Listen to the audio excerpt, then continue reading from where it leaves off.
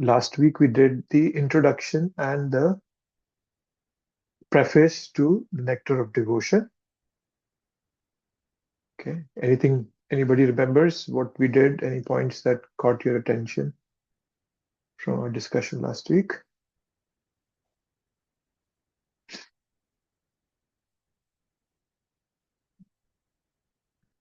Slides.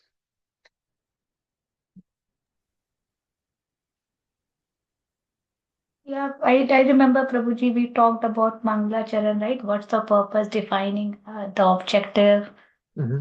then offering, yeah, you already showed that, offering benediction and offering obeisances, yeah. Yes. So yes, the three things Rupa Goswami is doing. Mangalacharan is giving the contents, and the most important, he's giving the definition of devotional service, which was this one here, Anya Bhilashita Shunyam, Gyan Karmadyanavritam, Anukulena Krishnanu, Silanam Bhaktir Uttama.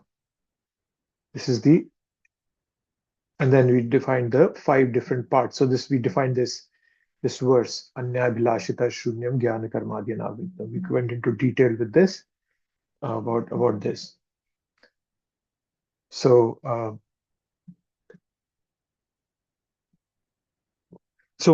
we discussed in this one. I just want to reiterate what for this verse, the verse that was that the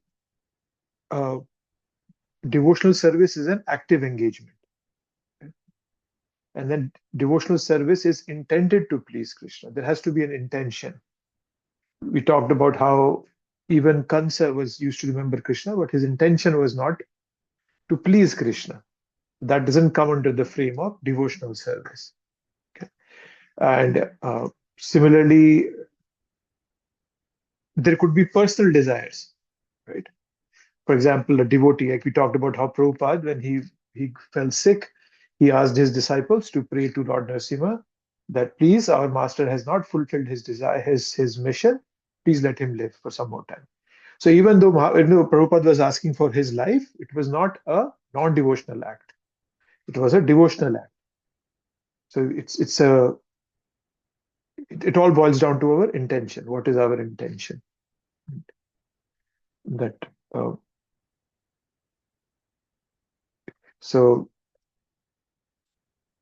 that's something we have to keep in mind.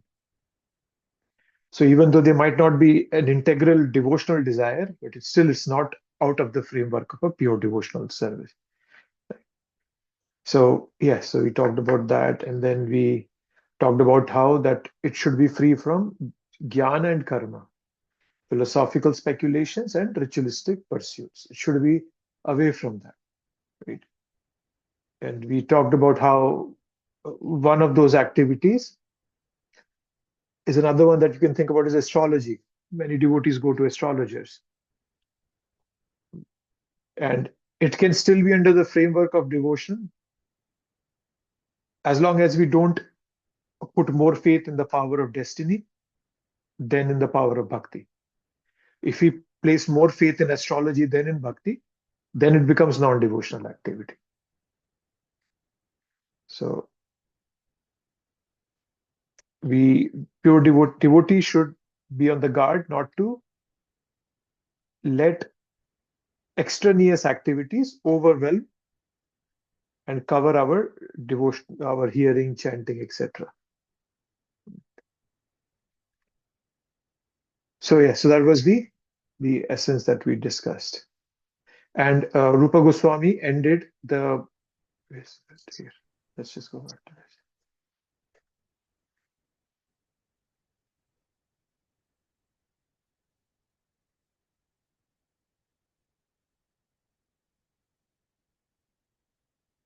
Okay. So this is something Rupa Goswami quotes from the Narada Pancharatra. So he's given the definition already. Nukulena Krishnanu Silanam Bhakti Uchyate. He's given that. And then he also quotes a definition from Narada Pancharatra to corroborate what he's saying. And this verse is this Sarvopadi Vinirmuktam Tat Paratvena Nirmalam Rishikena Rishikesha Sevanam Bhakti Uchyate. It's in the Chaitanya Charitamrita also, and it's in the Bhakti Rasamrita Sindhu also. So here's what Rupa Goswami wraps up the introduction, or that first chapter with. Prabhupada has put it as an introduction. That's the first chapter of the Bhakti Rasamrita Sindhu. It's quite similar to this other verse that we have read, Anukule Krishna Shilam verse, that it's engaging all our senses, and it's purificatory, and it's again glorifying bhakti. Okay. Oh yeah. Okay. So let's now move on to chapter 1. And I'll just reiterate. I'm not going to remind all of you every week to read chapters, but please read. Read. Just assuming that the next thing we'll be doing is chapter 1 or 2 or 3, whatever it may be. But you should please read. Otherwise, it'll be hard to follow. So chapter 1 is called Characteristics of Pure Devotional Service. Okay. And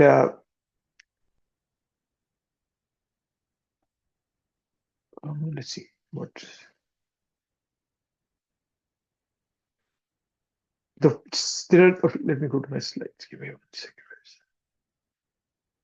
So these are the 6 characteristics of pure devotional service which are going to be discussed in this chapter. Klesha Agni, as the name suggests, Klesha Agni, relief from material distress. Okay. Then the other thing is Shubhadha, it's attainment of auspiciousness. Moksha Laghutakrit, pure devotional service derives even the happiness of liberation. Surdurlabha, it's rarely achieved. Sandrananda Visheshatma, it automatically puts one in transcendental pleasure. Shri Krishna Akarshini, it is the only means to attract Krishna. And so these are the qualities, and there is the verse has all of this, right? Klesha Agni Shubhadha Moksha Laghutakrit Sudurlabha Sandrananda Visheshatma Shri Krishna Akarshini Chasha. So now these 6 qualities, they are on grades. Okay, it's not like a devotee right from the beginning has all these 6 or will start demonstrating these 6 qualities in him or her. It's not that way. So there are 3 levels of bhakti, as we have read. Sadhana bhakti, where we are, and it can be Vaidhi bhakti or Raganuga bhakti. Vaidhi bhakti means following rules and rituals, and Raganuga is following a pure devotee, or like, for example, we follow, let's say, Nanda Baba. We want to follow Sridham or something. So that gets revealed to us as we grow old, as we become purer and purer in bhakti. Then we are able to follow some devotee like that. And then comes Bhava Bhakti, and then the final is Prema Bhakti. And we read all these 9 levels of 9 levels, right? I think it was in Nectar of Instruction we read that. Let me see if I can find those slides. But yeah, these were the 9 levels. That was a new.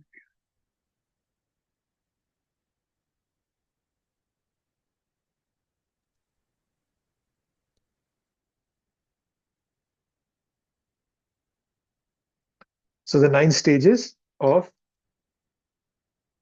bhakti, starting from Shraddha, Sadhu Sangha, Bhajan Kriya, Anartha Nivritti, Nishta, Ruchi, Asakti, Bhava, and Prema. Okay. These are the 9 stages of bhakti. The sadhana bhakti is generally in the first 4 steps.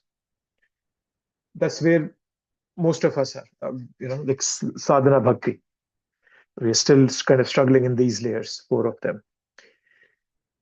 Nishtha is steadiness, where we are not shaken up by anything. In these early 4 stages, we can get shaken up, we get disturbed. But at Nishtha, that never happens. And then we see that we progress towards Bhava, and then to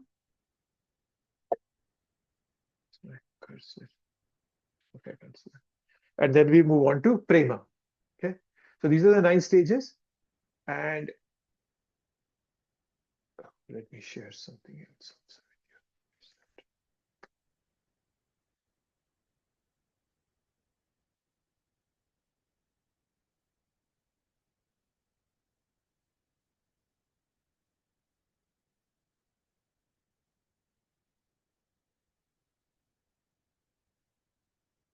Hare Krishna, Hare Krishna.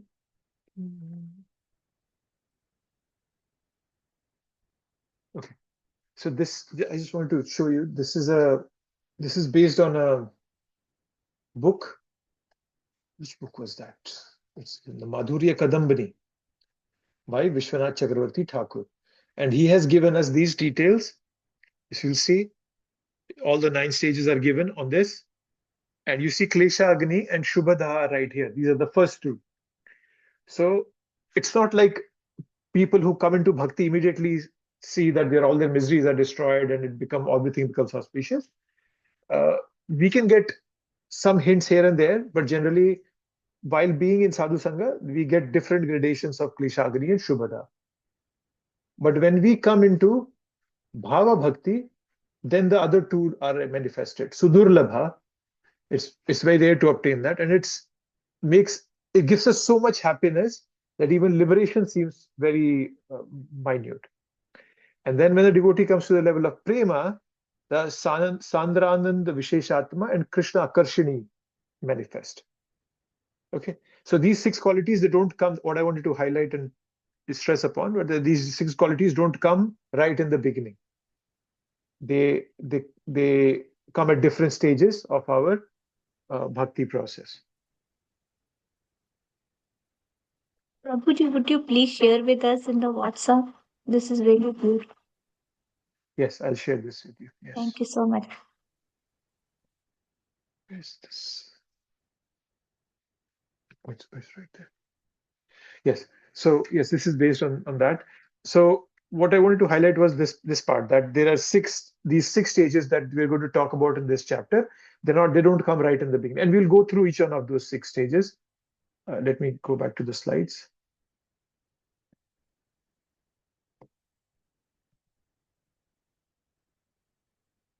Right. So coming back to the 6 stages: Kleshagni, Shubhada, Moksha Laghutakrit, Sudurlabha, Sandrananda Visheshatma, and Sri Krishna Akarshini. These 6 will be talked about. Prabhupada in the purport, he begins by talking about devotional service. And one thing to remember in this nectar of devotion, Prabhupada is not necessarily going to bring in the Sanskrit of the verses. He's going to give, at some places, he'll give the number of the verse, which you can always go back and refer to, but some places he will just paraphrase a verse. And so then you'll be able to connect with that verse. You'll know, okay, Prabhupada is quoting from here. So yes, so Prabhupada here, he's quoting about Srila Kapila Dev, and then he talks about 5 kinds of liberation. Okay? And there are 5 kinds of liberation that have been given, right? Sayujya, Samip, Muksh, and Prabhupada is telling us that there are 5 kinds of liberation. And Prabhupada rejects, a devotee even rejects those, right? So the 5 kind of, they are given in, which verse is that? Third canto. I think it's one of these verses. Yeah, I think this is the third canto, 29th chapter, verse 13. Let me see if I can find that verse.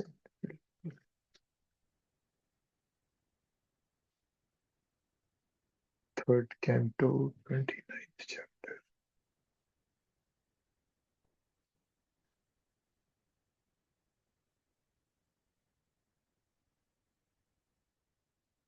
This is the verse Prabhupada is referring to. And these are the 5. Salokya, Shashti, Samipya, Sarupya, Ekatva. Ekatva.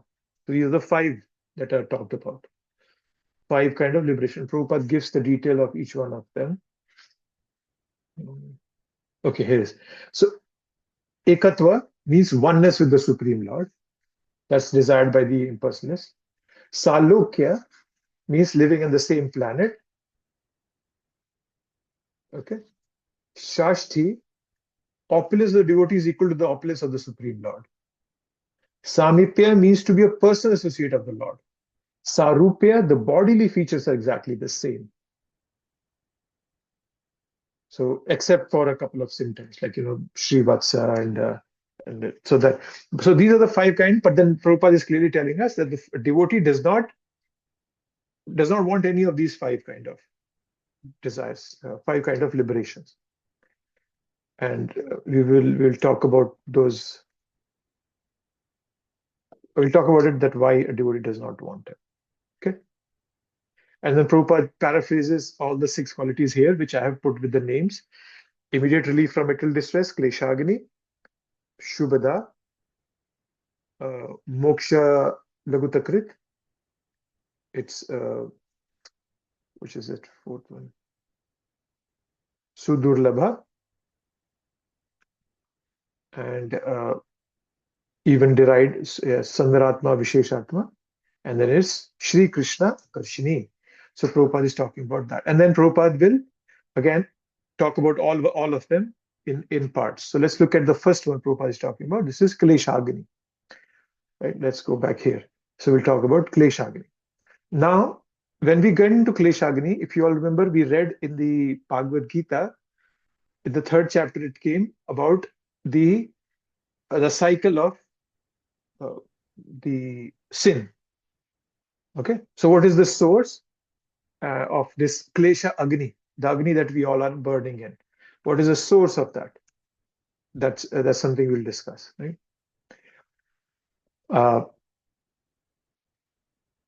So everyone is trying to get relief, right? The doctor gives us a medicine. We go when we fall sick, we go to a doctor, but it's a temporary relief. Only bhakti gives us permanent relief. Okay, so as I said, we all are sadhaka bhakta. Kleshagni might not manifest immediately for us. Sadhaka means we are going on the path. We may experience it temporarily, as I mentioned. If our mind is calm and we chant sometimes, Kleshagni may be there. You all might have noticed at some point or the other, you're really disturbed or something disturbing you, and you start chanting and you start feeling better. Right? And this experience enhances as we move forward. So what Prabhupada has done in the purport and what Rupa Goswami does is that they explain what is Kalesha. Okay. So for example, a room is hot. So I can put on a fan. But putting on the fan is a temporary relief. And somebody can ask that, how did I come into that hot place? That's because of my karma. Okay. So there is a root cause for Kalesha. And the root cause is avidya, ignorance that we have put there, right? Then from that bija comes, and then comes pap, and then from pap it comes a prarabdha or prarabdha pap, and then again it goes back into the cycle. It gives us a disposition, right? So that's the cycle. So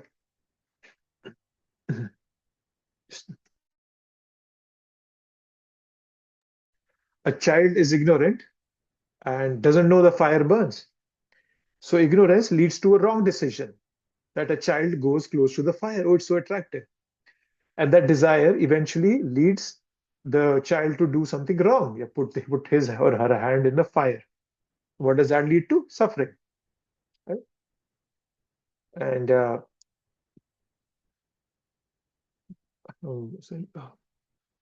Kunti Maharani speaks about this in first canto, chapter 8 also. Bhavesmi kleshamananam avidya kama karma bhi shravana smarana harani karishaniti kichena.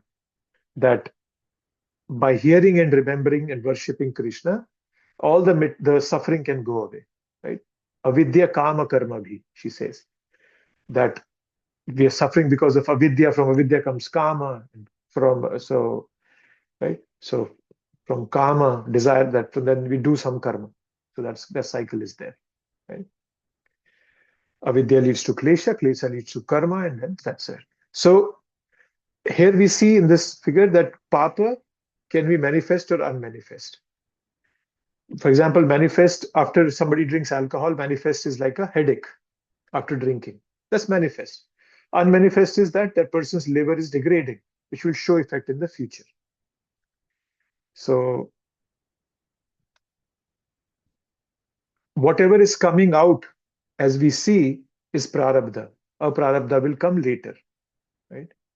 Prarabdha can be born in a bad family, in a disturbing environment, all that is prarabdha. Right? So Arjun talks about it also in the third chapter of Bhagavad Gita, right? Athaki na prayuktoyam papam charati purusha. Anichha pibashneya baladiva niyojita.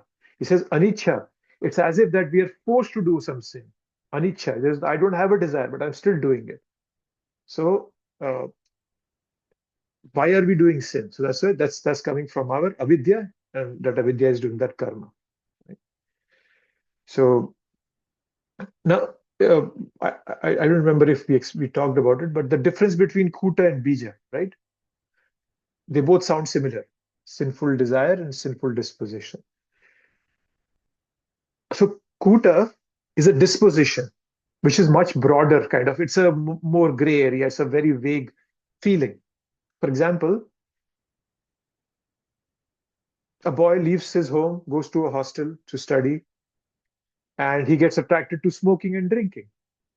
So where does attraction come from? That's a kuta. There has been a sinful disposition in his heart. And then it becomes a very fixed desire that I want to drink or smoke, right? So I went to the hostel, got attracted to smoking, right? Because from my previous disposition. And then I met friends who were smokers, and then I later started smoking. So that did the path, right? So Ajamil had kuta, right? He had this desire somewhere. That's why when he saw the prostitute, it manifested itself. So from kuta, it became a bija, and then later on, it became a path that he did. And for example, like a man, right? Man is a man who's blind can be still be lustful. So that's coming from the previous birth. So, so this cycle keeps going. This cycle keeps going. However, prashit is not the atonement, as many religions believe in, is not the way to fix it. There is a verse in the sixth canto, actually the first verse of the sixth canto, Kvachit nivartate bhadrat, kuchit vartate tat punah, aprashitamiti partham, manne kunjara shochvam. So kunjara is an elephant, shochvam is bathing. So what does the elephant do? He goes in the lake, bathes himself, but the moment he comes out, he picks up some dirt and all again sprays it on himself. That's what prashita is like, atonement is like. Right? So, so all this atonement we do is very temporary. So we have to do bhakti that gives us permanent relief from all these things. So, uh, and it all starts by that desire, like lack of knowledge, lack of knowledge. Ajamil, right? Ajamil, he got liberation just by chanting his son's name. However, sometimes people question this. Oh, how can chanting his son's name would give him that liberation? But actually, his utterance of his child's name, Narayan, led to a remembrance of Narayan. He was attached to his child. He called Narayan, but when he was uttering, he that led to a remembrance of Narayan, right? So, but it was not with devotion, so he got a second chance. So, when he called his son Narayan, the Lord's name invoked the true knowledge in his mind, which was there in the past. Right? So, when he saw Yamdutas coming, he immediately realized, based on his Brahminical training, that his son will not be able to help him at this moment. Right? Thus, his conceptions shifted. So, as soon as initially he called Narayan thinking of his son, but as soon as he pronounced the name, the sound entered his ears. And when he saw the imminent danger, his thought shifted to the Supreme Lord. Therefore, although he chanted the Lord's name with the wrong conception, but he was not ignorant of the right conception, only forgetful of it. And that's how his utterance became into remembrance of the Lord. So bhakti is kleshagni. It removes all these problems, the kuta, bija, vidya, right? In 10th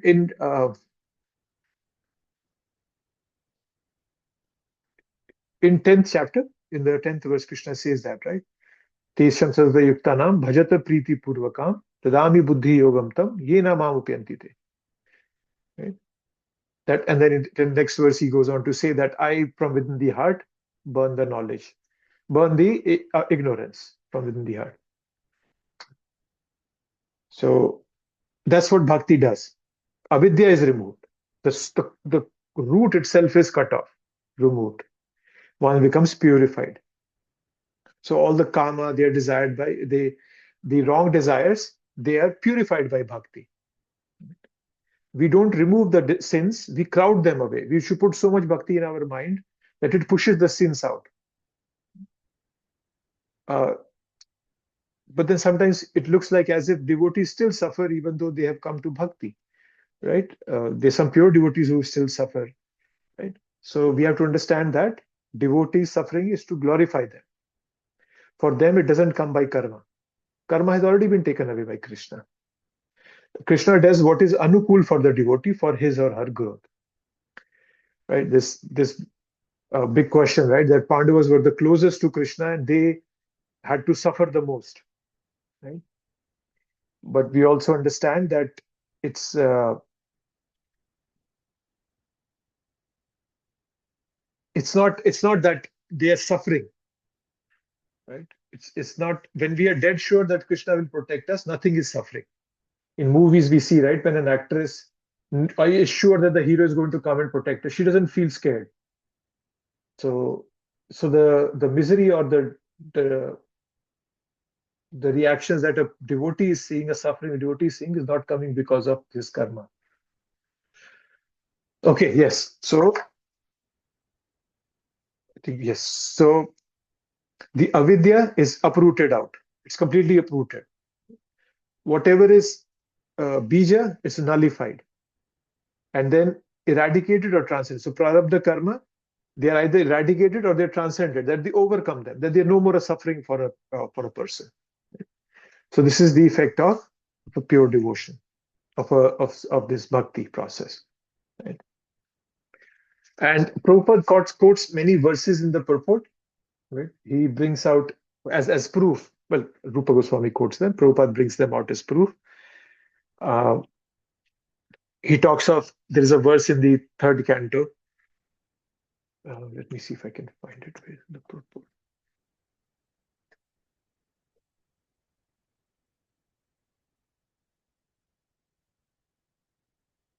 Yes, so he's quoting, one of them is quoting 11, 14, 19.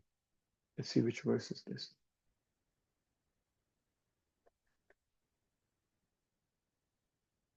11, 14 is Lord Krishna is speaking to Uddhava.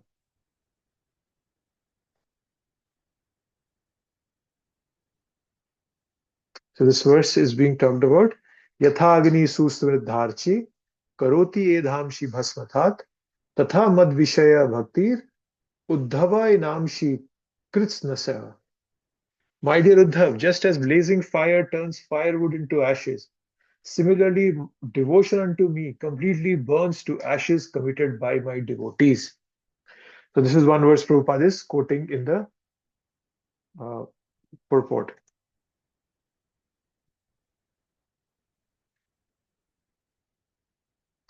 Okay, so let's go back to that. So this is one verse that Prabhupada quotes, and then let's see which other he's quoting. He quotes another verse. Third canto, 33rd chapter, verse number 6. Let's see that. Third canto, 33rd chapter, verse number 6. Saying, to say nothing of the spiritual advancement of persons who see the Supreme Person face to face, even a person born in a family of dog eaters immediately becomes eligible to perform Vedic sacrifices if he once utters the holy name of the Supreme Personality of Godhead, or chants about him, hears about his pastimes, offers him obeisances, or even remembers him.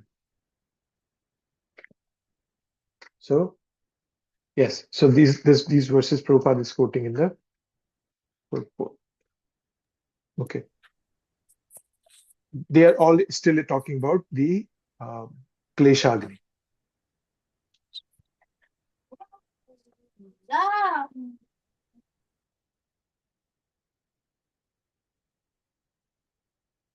Okay.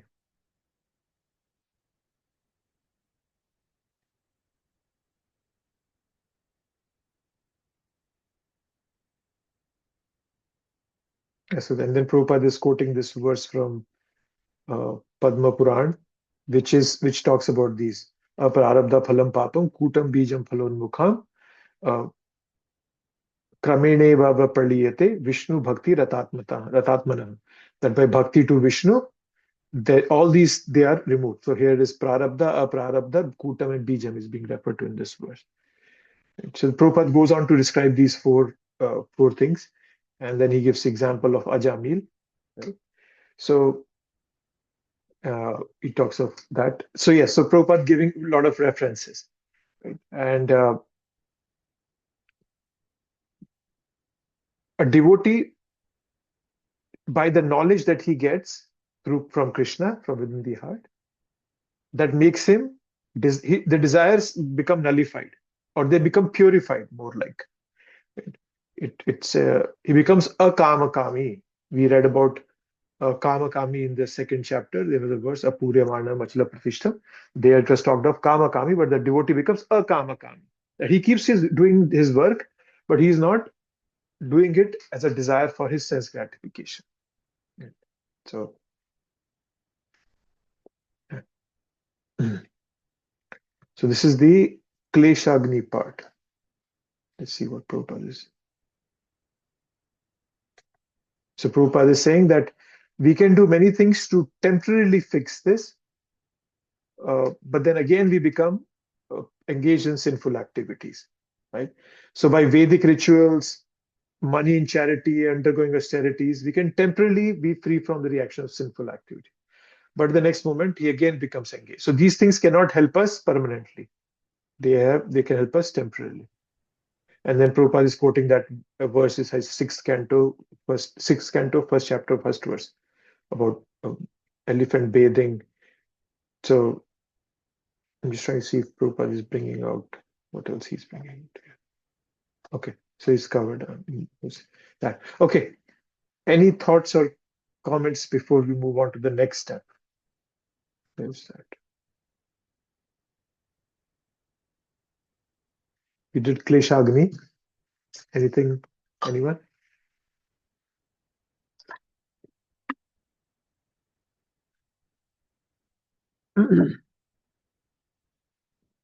Okay. Shubhada, attainment of auspiciousness. It's Shubh. It's auspicious for us. Okay. So Krishna consciousness is all auspicious. So now, for something to be all auspicious, Rupa Goswami is telling us there are four things that it should have. The four criteria should be met. It should benefit everyone. It should attract everyone. It should produce good qualities, and it should bestow superior happiness. And so let's look at these in the purport. Prabhupada bringing these out here.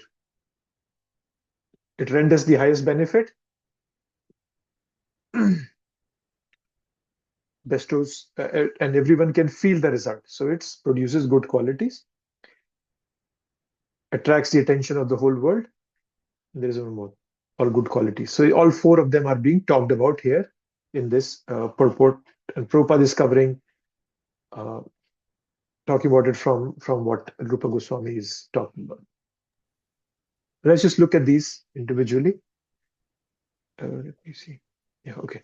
So let's go back to the purport. Yeah, so Shubhada, attainment of auspiciousness. So now, Kleshagni, that is removal of all the sins and everything, and attainment of auspiciousness, they sound similar, but they're two different things. Kleshagni is to remove the misery. Okay. For example, in a disease, one part is removal of the infection, and second part is recovery to normal health. In Kleshagni, person is still recuperating. He has not fully recovered. Yes, the miseries are less, but he or she has not fully recovered. Fully recovery happens in Shubhada, auspiciousness comes. misery is removed, and future happiness is guaranteed. So when we say it benefits everyone, okay, so devotional service, such as chanting, it benefits not only the practitioner, but the entire world. Right? The vibrations of the holy name can purify the atmosphere and remove negativity from the world. The world improves when people improve, right? And people improve when their thoughts and desires are improved. And bhakti does that. Bhakti improves the thoughts and desires of people. And that eventually changes the environment, changes the world. Right? What bhakti does is removes selfish, destructive thoughts and replaces with noble, selfless thoughts. No more enemies. Right? Even though Ravan was a sinful person, Ram didn't see him as his enemy. Right? So by bhakti, we rise to a spiritual reality.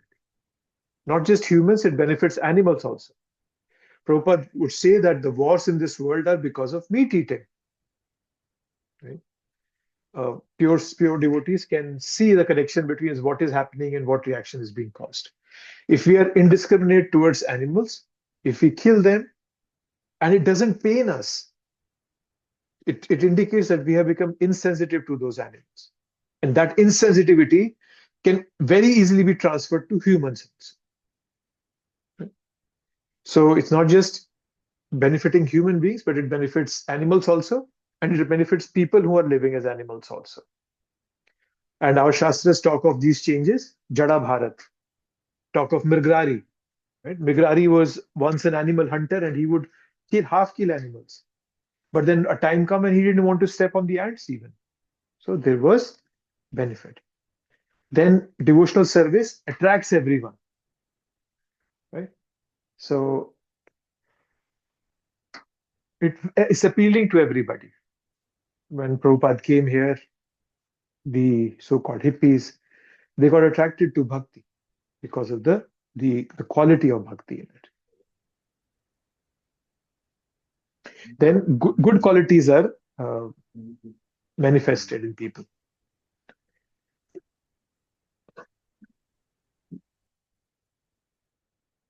So good qualities are manifested in people. Engaging devotional service cultivates humility, compassion, tolerance, and patience. Krishna keeps talking about that. Titikshava, become a dhira. So he keeps talking about it. Patience, tolerance. We we are taught to, at least we are expected to, care for others with love and respect. And that's a direct outcome of practicing selfless devotion. And Krishna keeps telling us what to do, right? Adveshta sarva bhutana, maitri karuna evacha, nirmamo nirankara, sama sukha dukkakshmi. 12th chapter, verse number 13 till 20, he is telling us that. So it produces good qualities. Yasyasta bhakti bhagavati akinchana, sarver gunai satra samasate sura. That sura, that's demigods. The person who's in bhakti, he gets all the qualities of a demigod. Sura. Yasyasta bhaktir bhagavati kinchana sarver gunestatra samasate sura. Haravaha bhaktasya kuto mahadguna manorathe nasti dhavato bahi. People who are manorathe nasti, the ratha of their mind, who are just going along what their mind is telling them, for they never get anything. And even though it might seem that they are respectful people, but they don't have good qualities. Like you see many famous people, philosophers or scientists who are respected for their contribution. Their personal life can be marked by very low standards, illicit relationship, chain smoking, and whatnot. Right? Some people might say, "Oh no, their contribution is good enough. We don't need good qualities in them." But no, it doesn't work that way because qualities and their abilities, they are two different things. Abilities come from their past karma. So some people are good singers and they're intellectuals. That's coming from their past karma. Abilities, so I'm just trying to differentiate between these two words, ability and quality. If you even see the meaning of these words are very specific. Ability is something you can learn and develop through practice. Okay. And they're something that you can. Uh, I'm just thinking. Yeah. So yes. So you can be singers, right? So they have some inherent qualities, and then when they practice, they're able to do it well. Like for example, in this country, if you notice, people of the Afro-American origin, they're very good in sports. So why is there that every sport has so many African American people in there?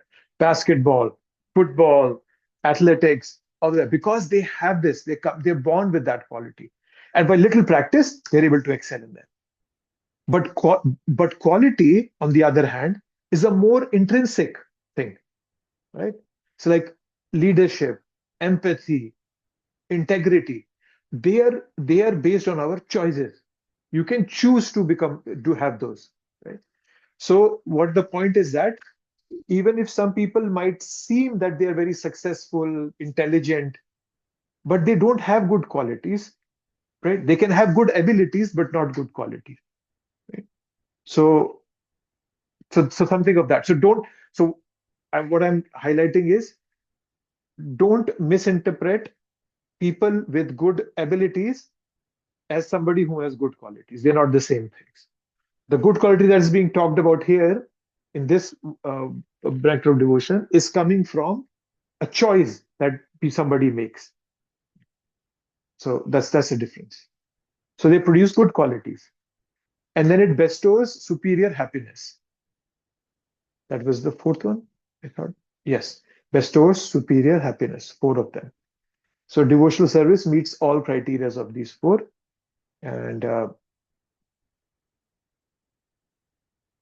and if something is auspicious and doesn't bring happiness, it's not of much use. What am I going to do of that auspiciousness? So when we meditate or when we chant, we think about Krishna's pastimes, it brings inner peace and satisfaction. The soul is reconnecting with its divine source. So this is the second one, Shubhadha. This is Shubhadha. Any thoughts here before we move on to the next one, which is Moksha Laghutakrit? Prabhuji, you are saying good qualities or bad qualities are directly related to the good choices or the bad choices one makes. Yes, qualities are based on the choices. And ability comes from the past karma, right? Ability is coming from past karma. Yes. So as I said, right, this I give an example of African American people. Yes. They have those ability. It's not like every African American can train himself to be an athlete, a basketball player, or a football player. But they have naturally been given that physical strength that just by a little bit of practice, they are able to excel in that field. But but that ability should not mean that they have good qualities also. Mm. Practically every football player, these people, they all have bad qualities. They have illicit relationships, smoking, drugs. They have all these bad qualities. Those bad qualities are coming from the choices they are making. So that's where. So that's why this verse tells. Sorry, this part is Shubhadha means it produces good qualities. Means yeah, that you have. It'll give you the strength to make the right choices, and when you make those right choices, these all these other defects that are there, they are obscured, they are removed from you. So those that it is that bhakti can. So it's not like you. Let me put it this way: everybody already has those auspicious qualities in them, but I, as a soul, have to make a choice to bring Mm. them forward. Mhm. That's what bhakti does. It gives us that spiritual strength by which I'm able to pull those qualities out into the open and express them. That's what happens by bhakti. Ability we all can have some sort of. We all have some sort of the other ability. Some of us might be very good in handling finances. Some might be very good in teaching. Some might be very good. So all those abilities are okay. They're coming from our past experience. But those qualities, they become more manifest by bhakti. And those qualities are what Krishna is looking for in all of us. I mentioned that 12th chapter of Bhagavad Gita, verse 13 to 20. Krishna is talking about qualities. Adveshta sarvabhutanam, Maitri, Karuna evacha, Nirmamo, Nirankara. So all those qualities become manifest by doing bhakti. Thank you, Prabhu. Thank Okay, welcome. you. So that's the second part. That's Shubha. The thing was there, Prabhuji, it said the quality of bhakti, right? It attracts everyone. So I just wanted to get your thoughts on that, Prabhu, because it does not attract everyone, right? It's very difficult to get people to bhakti. The material Mhm, thing attracts everyone, right? In this age mhm. of Kali, getting people to bhakti is the biggest challenge, right? Yeah. So how how Well, how do we? it's not just about the bhakti aspect, but yes, so I know I agree with you. It's some people who are really ignorant, there might be some challenges there. But when we say attract everyone, that could be at multiple levels. For example, some people get attracted to the food that somebody is like the prasadam, right? So there is some or the other aspect of bhakti that everybody can get attracted to. Hmm. That's what I was highlighting. For example, when people do kirtan on the streets, some people like to come and dance. They get Hmm. attracted to the dancing part. Some people get attracted to the way the devotees dress themselves, bright, beautiful colors and nice, clean clothes. Some people get attracted to that.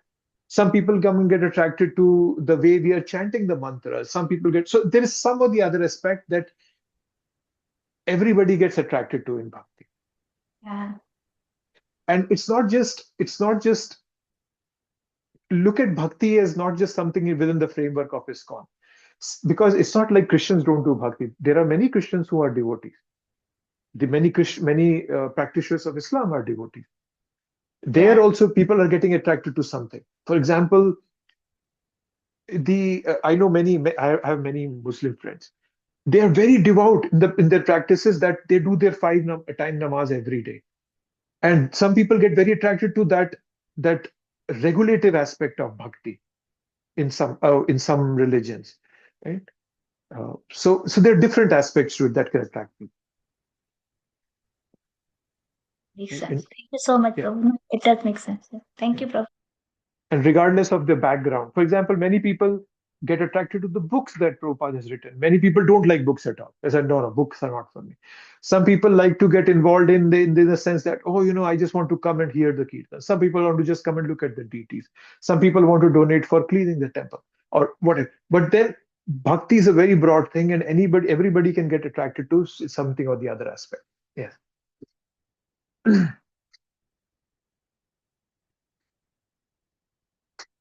Okay.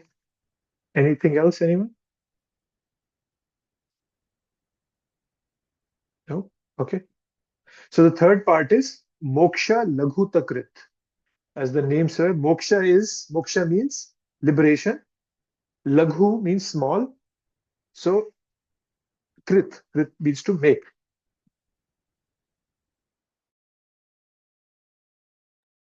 Some devotional service can make the impersonal happiness look very, very small. Prabhupada has translated from Rupa Goswami that happiness is of three types: from material enjoyment, from impersonal Brahman, there's impersonal happiness, and then there is happiness from devotional service. So these are the three kinds of devotional of happiness Prabhupada is talking about in the purpose. So let's see where Prabhupada is with that. Okay. So yes, Prabhupada is talking about those three qualities here, right?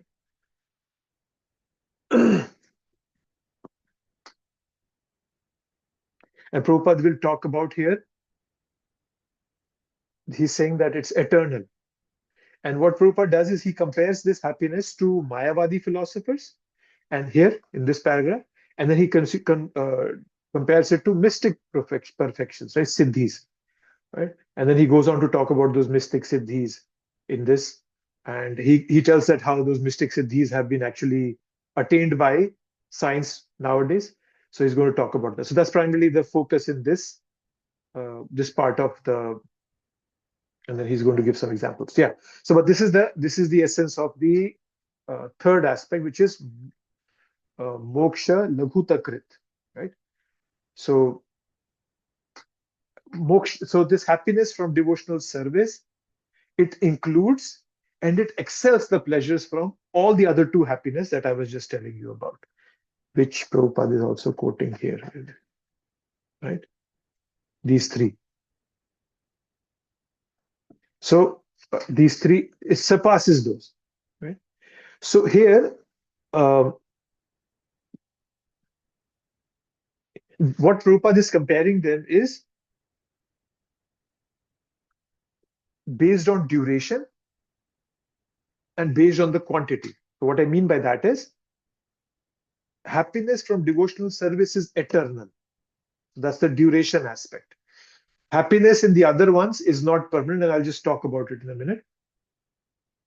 And when I say quantity means it includes and it includes all the pleasures in all the other happiness, material, impersonal. It already includes that, right? Just like we when we say, right, that if you get $100 note, it already includes a $10 note in it, right? But obviously, it does not mean that we will get all the sense gratification, but we'll get the happiness similar to what somebody would get from sense gratification, right? So that's the way to understand. And when I say happiness from devotional service is eternal, we read in the Bhagavad Gita 9th chapter, right? Can somebody remind me the verses where Krishna talks about material happiness and so Krishna talks about in two verses that, or you go to the heavenly planets and then you come back. And anybody remembers those verses?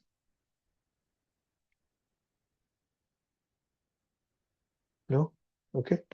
The Tregunya Mam Somapaha Putpapa Yagge Rishtva Swargatim Prathen. The Punya Shadam Shudendra Loka Mashtanti Divyan Divi Deva Bhogan.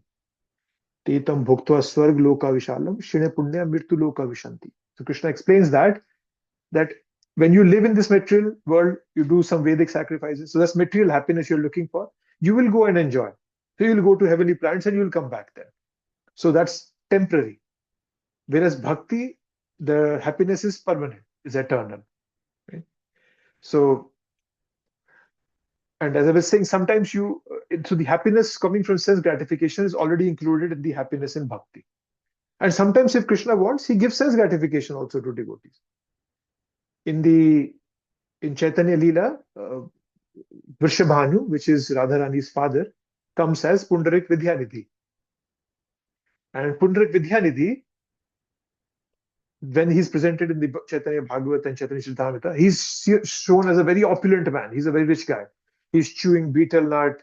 He's got very fragrant oils in his hair, and he's got a very beautiful bed and silk bed sheets on it. And he looks very, very materialistic. But the moment he hears the name of Krishna, he loses external consciousness. Gadadhar Pandit goes to meet him. So Gadadhar Pandit is a disciple of Pundarik Vidyanidhi. So sometimes Krishna even gives material benefits. That satisfaction also, but not for everybody. So don't expect that. I'm just giving an example. Right? So Prabhupada in this discussion, as I was mentioning, he compares devotional service happiness to impersonal service happiness. So impersonal happiness is not complete. Right? So even people who are practicing impersonalism, they come down to get involved in social welfare. If they would have, and the reason is because they didn't attain any happiness in the impersonal level. If they would have seen any happiness on the impersonal level, why would they come back and start doing material happiness for people? They would tell them, right? Oh, there's this platform, go there. Right. Then Prabhupada talks about yogic happiness in this, the siddhis. Prabhupada talks about this, right? Mystic perfections, siddhis. Right? There are 8 siddhis: anima, laghima, mahima, prapti, prakamya, ishtya. So there are 8 of them. And the goal of the discussion here is to not get into too much in the technical part. Prabhupada is not going to explain us what anima is, laghima is, or whatever it is. He's not going to do that. Rupa Goswami is not doing that. That's not the purpose of the book. So yogic siddhis, basically what yogic siddhis are, by these siddhis, one can act on a higher dimension. and he or she can access things that are not accessible on a lower dimension. Right? Some people have, for example, they have a powerful mind. Telepathy. Telepathy is one of the example like that. Right? So Prabhupada, as I said, Prabhupada is not focusing on technical details. He's just trying to, he's not trying, he's doing it. He's focusing on what people are trying to, or what people are doing to acquire siddhis. Right? But nowadays, people are doing the same thing by technology. Right? Uh, one of them is that you can get very light, one of the siddhis, light that you can float in air. We're already doing that. We can get into an aeroplane and fly. So, so Prabhupada, what Prabhupada is doing, he's de-glamorizing the siddhis by giving scientific advancements. And he's de-glamorizing scientific advancements by telling about those siddhis. So he's doing both the things. However, Prabhupada gives the example, or Rupa Goswami talks about Kolavicha Sridhar, the example of Kolavicha Sridhar. Where is that? Yes. As we know, when he's recently, His Grace Adi Gadadhar Prabhu was here and he was talking about Kolavicha Sridhar, how Kolavicha Sridhar was, who used to go to the forest and he would collect banana leaves, banana flowers, and bananas, and he would sell them and he would make some profit, and half of that profit he would give to for devotional services. And Mahaprabhu would always come to him and argue with him about the price. He would haggle about the price. And then at the end, he would take many things, he would take the things for free. And Kolavicha Sridhar would run after him. No, no, you cannot do that. You cannot do that. And but then Kolavicha Sridhar was a pure devotee. He's a pure devotee. Because when the Mahaprakash Leela happens of Mahaprabhu, Mahaprabhu is calling everybody for taking blessings. And he says, Kolavicha Sridhar, come, tell me, what do you want? So what does Kolavicha Sridhar ask for? I think Prabhupada talks about here. Here, yes. Informed Lord that he did not want any material opulence. All he wanted was that he wanted to interact with the Lord in the way Lord used to come to him every time and haggle with him about prices. That's a pure devotee right there. He's not asking for any material happiness. Right? So yes, so because once somebody has tasted the happiness of devotional service, he or she will know that all the other happinesses are temporary. They are not, they are very less in quantity. And for them, uh, all these happinesses are already achieved. I think Prabhupada quotes that here somewhere. Oh, here, yes, this one. Personal attendant and maid servant of the queen follow the queen with all respect. Similarly, joys of religiousness, economy development, sense gratification, liberation follow the devotional service of the Lord. Mukti Swayam Mukulitanjali Sevati Asman. Bilva Mangal Thakur says this. Prabhupada is paraphrasing one of Bilva Mangal Thakur's quotes. And Mukti is standing at the doors of a devotee with hands folded, asking, what can I do for you, my Lord? Right? That's the beauty of devotional service. But then we are not doing devotional service for happiness. No. Pure devotees love Krishna for Krishna, who he is. They love Krishna, and that motivates them to do service. Right? So happiness is a natural result of pure love. It's not a motive. It's just the natural result of a pure love. Madhavendra Puri, we read this in Chaitanya Charitamrita, Madhavendra Puri went across the country to get chandan for the deities. The deities told him that, oh, we are feeling very hot, please get chandan for us. So he goes across half the country. So that is the moksha lagutatrit.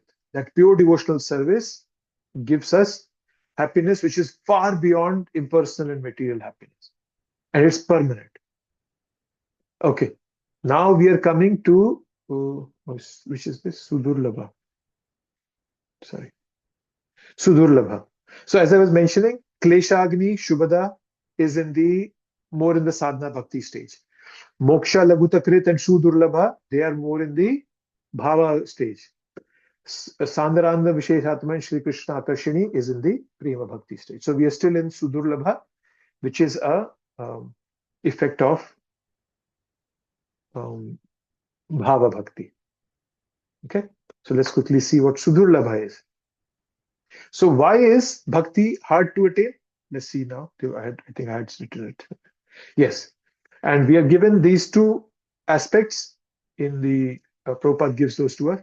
Unattainable by one's own effort, and Krishna is reluctant to give it to others. So now let's see this. So that's the rareness of pure devotional service. So these are the two reasons, right? So are unattainable, and Krishna is reluctant to give.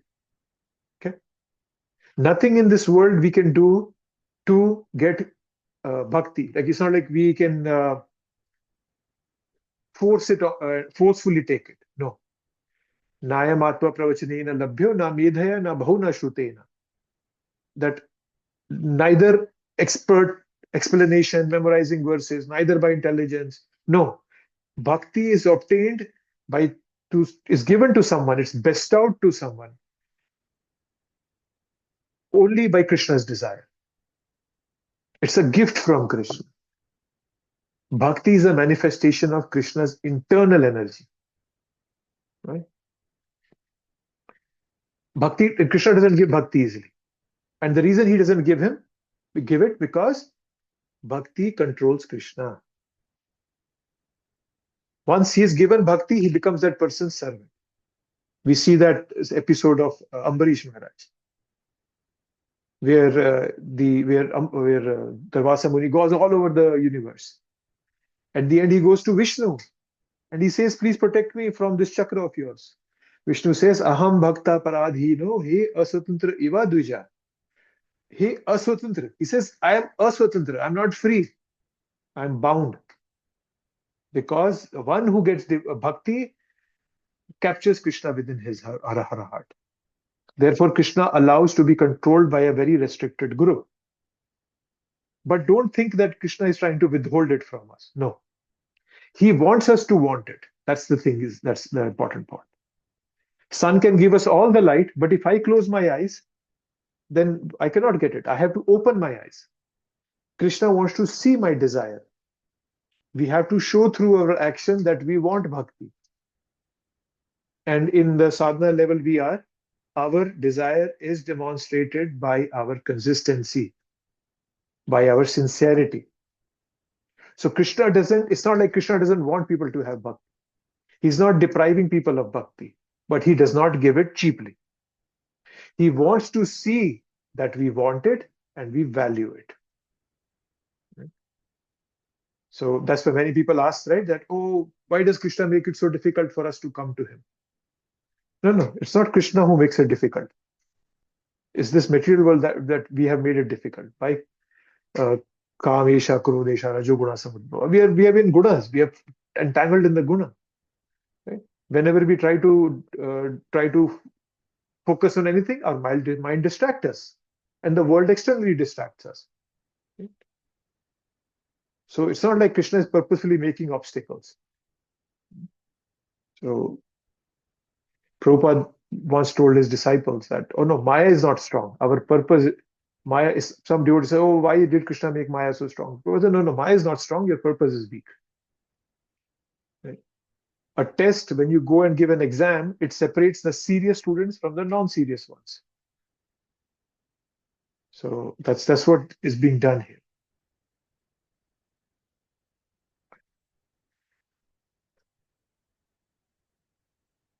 Yeah. And our love for Krishna is tested in difficult times. When there is difficulty, what do I do? That's the thing. Yes, Prabhu, you raised your hand. Hare Krishna, Prabhuji. Mataji, yes. Yeah, no problem, Prabhu. Does karma cause distraction, Prabhuji, when we are in bhakti? Yes, karma causes distraction too. I just mentioned, right? Like, for example, people are born in a very poor family. Then you might be working 12, 16 hours a day and you won't have time for bhakti. Even if you would want to do it, you won't have time for it. Or we have some proclivities or tendencies. Like some people they're just very, you know, steal. They want to steal. And so they have this, so the mind is so distracted that even though you're presenting it to them, they won't be able to take it up. Yes, karma for sure acts a major role, Mataji. That's what happens, right? People have been so conditioned in eating meat, even though when you are giving them proofs, when you're telling them philosophically, scientifically, still they don't accept it. That's what karma is doing to them. Okay, Prabhuji, Yeah. thank you. You're welcome.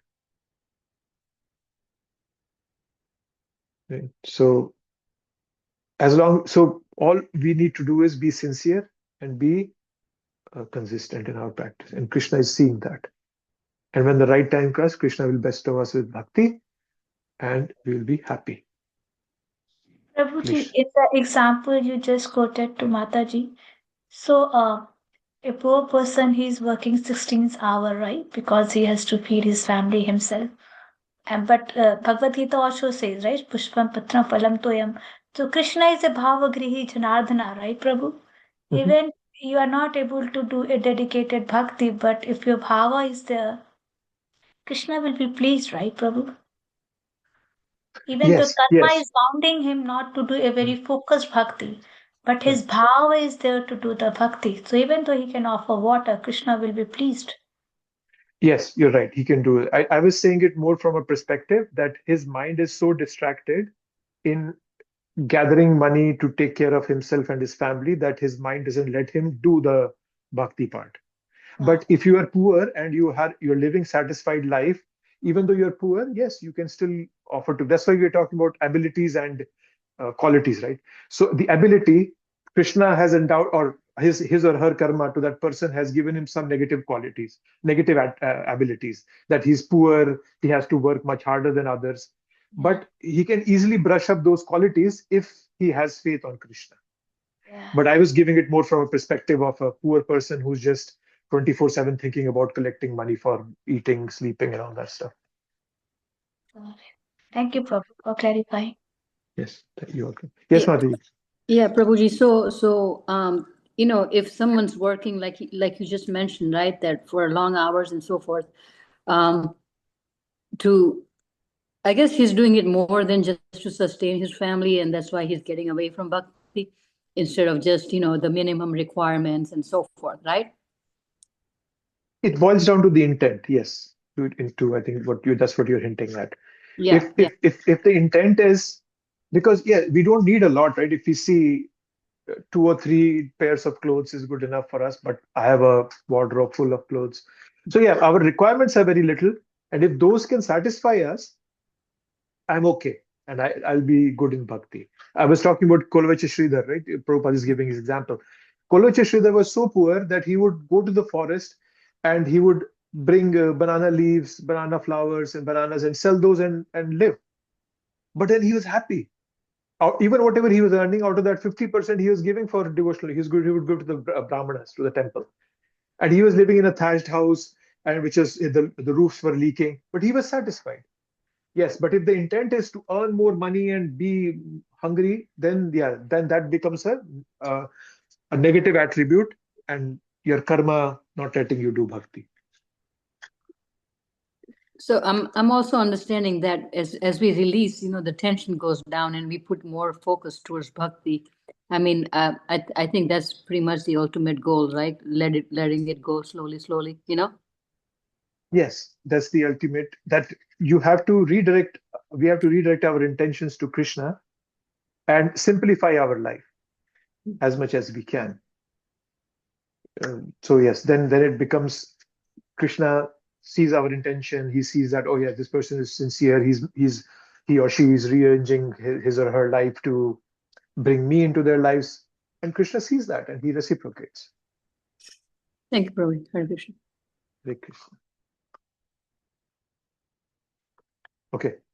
So these were the qualities up to bhava. The last two qualities, Sandarananda Visheshatma and Sri Krishna Akarshini, are they talk about the prema stage. Okay. So Sandarananda Visheshatma, that's a very wonderful word. I like that. So let me go back and share that. So yes, Sandrananda Visheshatma. So the word Sanandra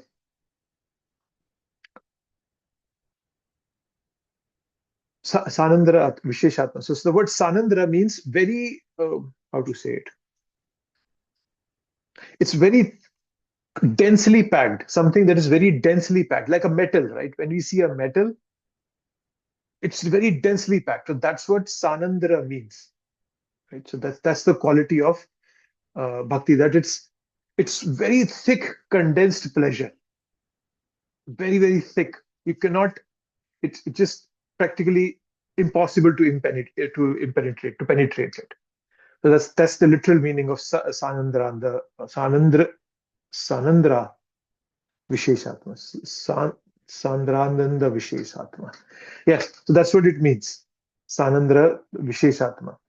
Very, very dense, we're talking about. Very dense, uh, dense feeling towards the bhakti process. Nothing being able to penetrate it. Right? So the word Sandra, now that I'm thinking about it, the word Sandra means highly concentrated and Ananda is bliss. So Sanandra, highly concentrated, condensed bliss. Right? Vishesh, special. Atma is the nature. Right? So the literal meaning would come to the distinctive nature of bhakti, prema bhakti, is impenetrable and it's very, very condensed and concentrated. Bliss. Right? So that's what Sanandratma means. And the last is Sri Krishna Karshini. So that means that it is the only means to attract Krishna. Pure devotion is the only means. Prema bhava. In Ted Kadam, if you go to Vrindavan, there's Ted Kadam where the Cupid was shooting his, they call it Pushpa Bana. Pushpa Bana means they were arrows made of flowers, right? So the job of Cupid is to incite love in somebody's heart. A boy sees a girl sees a boy, and there's Cupid sitting and he shoots an arrow, and they just are left senseless, and they just fall. I'm in love with this boy or girl, whatever it is. So there was Cupid in Ter Kadamba. Cupid was shooting arrows on Krishna, not knowing who Krishna is. But when Krishna looked at Cupid, the Cupid was left senseless. So Krishna is Madan Mohan. So Madan means Cupid, and Mohan means who even attracts Madan, the Cupid. But then Radha is Madana Mohana Mohini. So Radha is who attracts Krishna also. Right? So that's the beauty of that's the beauty. So that's the beauty of bhakti, that bhakti, because Radharani, bhakti is coming from Radharani. So Radharani has that quality of to make Madana Mohana Mohini, to attract somebody or to attract Krishna, who even attracts the Cupid. And that's the beauty of this process. Sometimes we see in Shastra, there are stories, we see episodes where pure devotees are also suffering. Radharani is, they say, oh, Radharani, Krishna said he'll come back, but he never comes back. In separation, in Gaudiya Vaishnavism, Parakhiya Bhav is more appreciated. There is immense value in suffering. Right? So Krishna is only carrying out leelas. Prajavasis, Pandavas, they're not suffering. It's all for rasa.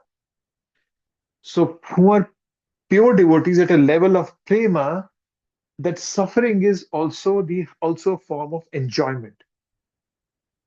There is nourishment in them. Lord will never put any of his devotees in material suffering. When miseries come, they come in a form of nourishment in that bhakti. They're not material miseries. So that's the beauty. That question always comes that, oh, why did Pandavas have to suffer? They were so close to Krishna. So, but that the way to understand is that it's not suffering. Krishna talks about this in the 10th canto, where he says that to the gopis that I stayed far away from you because I wanted to intensify your meditation upon me and thus draw your mind closer to me. That's what Krishna says in the there. And he also says that that when the lover is far, the woman thinks of him more than when he's present before her. Right? We heard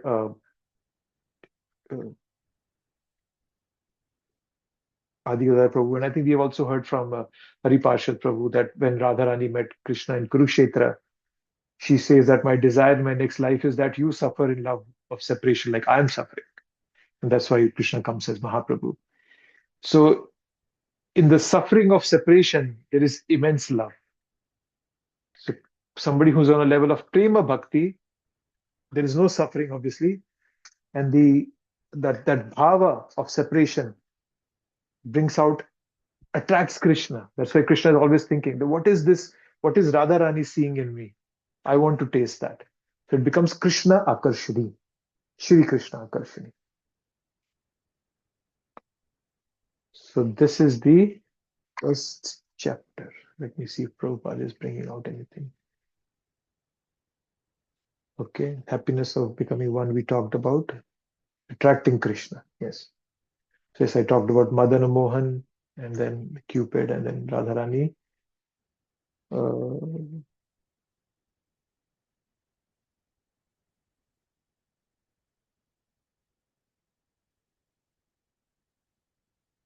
Okay. Yes, any thoughts or comments? We have finished this chapter. Hare Krishna Prabhu, one more question. Yes. Prabhuji, how does Krishna not know Cupid? Krishna knows everything, right? So how does he not know Cupid? No, Krishna knows Cupid. I was saying that Cupid didn't know who Krishna. Oh, okay. That's why he was shooting arrows on Krishna. But then when Krishna looked at him with his bow-like, what do you call them? I don't know what the right term is, but yeah. No, bow-like eyebrows, right? When they look like bows. So when Krishna looked that way towards Cupid, he was left senseless. Yeah. Hare Krishna Prabhuji, very beautifully explained, Prabhuji. Sri Krishna Karshni, very, very beautifully explained.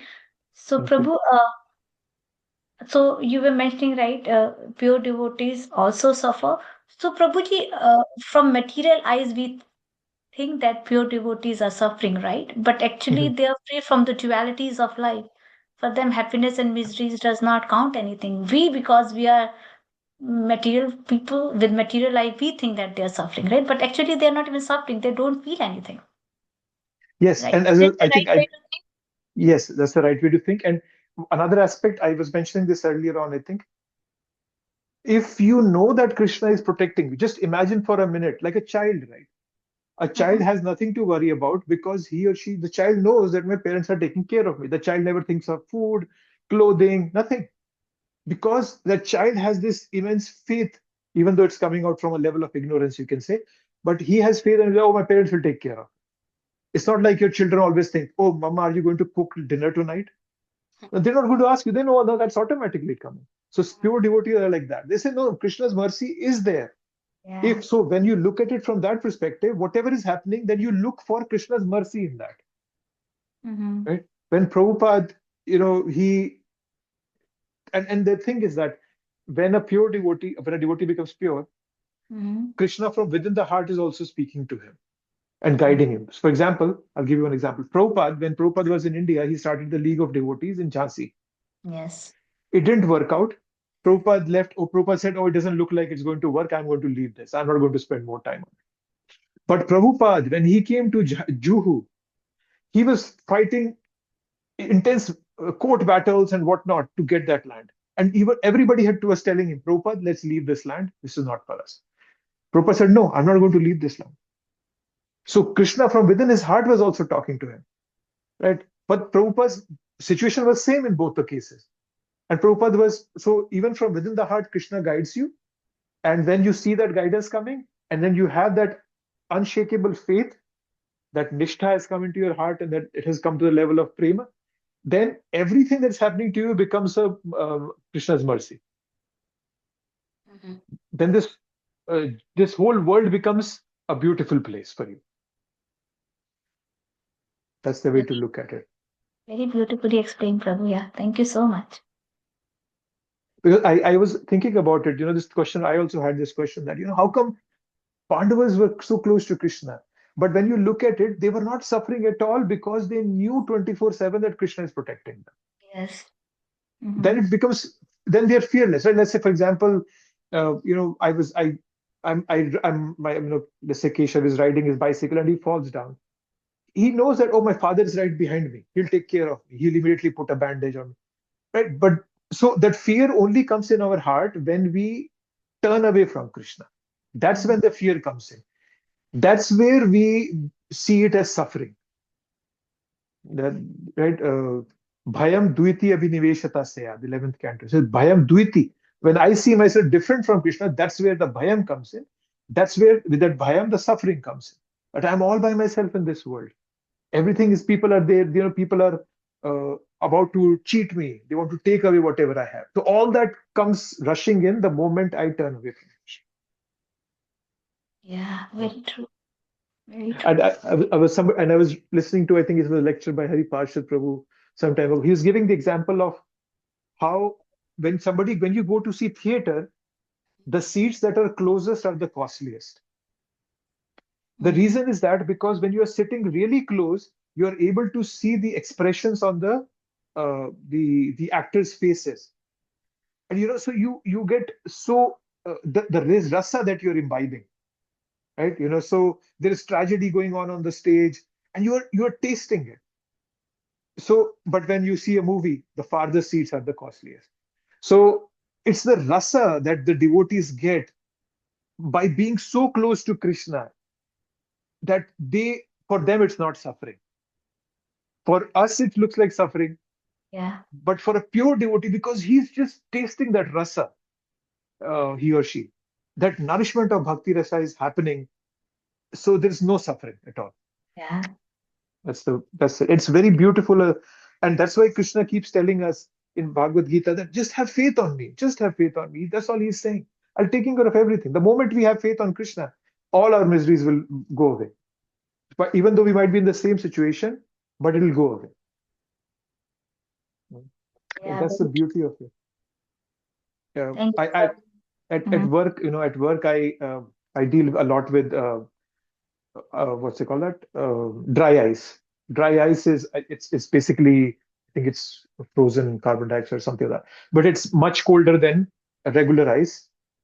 Yeah. If you hold it with your bare hands, it'll burn your fingers. So you have a burning sensation from fire and from this freezing ice. Okay, effect is same, but the cause is different. So Yeah. similarly, the suffering of Vrajavasis might look material. Suffering of Pandavas might look material, but the cause is completely different. I, as a material person, I'm suffering and I'm taking it as suffering. The pure devotees, they're not taking it as suffering, they're enjoying it. The rasa is there in their, they're just Yes. so nourishing, getting nourishment. Yes. Yeah, it's a very beautiful, obviously, it's a more theory in my mind than experience, but it's very beautiful. Yes. Thank you, Prabhu. Thank you So for we are bringing the recording the questions up. Prabhu. You are keeping these in the YouTube, right? This recording. Yes, I've been putting all the recordings. I think the last weeks I didn't put, but yeah, I'll put that also. Thank you, Yeah. Prabhu. I would like to hear this again and again. It's very beautifully Prabhuji explained. Yeah. Now, these books are very beautiful. Prabhupada's mercy, he translated it. He knew exactly what we needed it, what we need, and he translated it in that way. So his intelligence is beyond comparison. So we are very, very, very fortunate that we have Prabhupada's books for us. Yes, Prabhuji, today's class was very wonderful. Thank you so much for giving this class. Thank you. Okay, we are at 8:27. Anything? Last minute, anyone? Okay, nothing. So for the next week, I think the next two chapters they are small. So if you can read chapter 2 and 3, that'll be good. We can try to cover both of them. They're not that big, right? So we'll try to cover both of them. And And Prabhuji, go ahead. Sorry, Prabhu. let me just 1 second.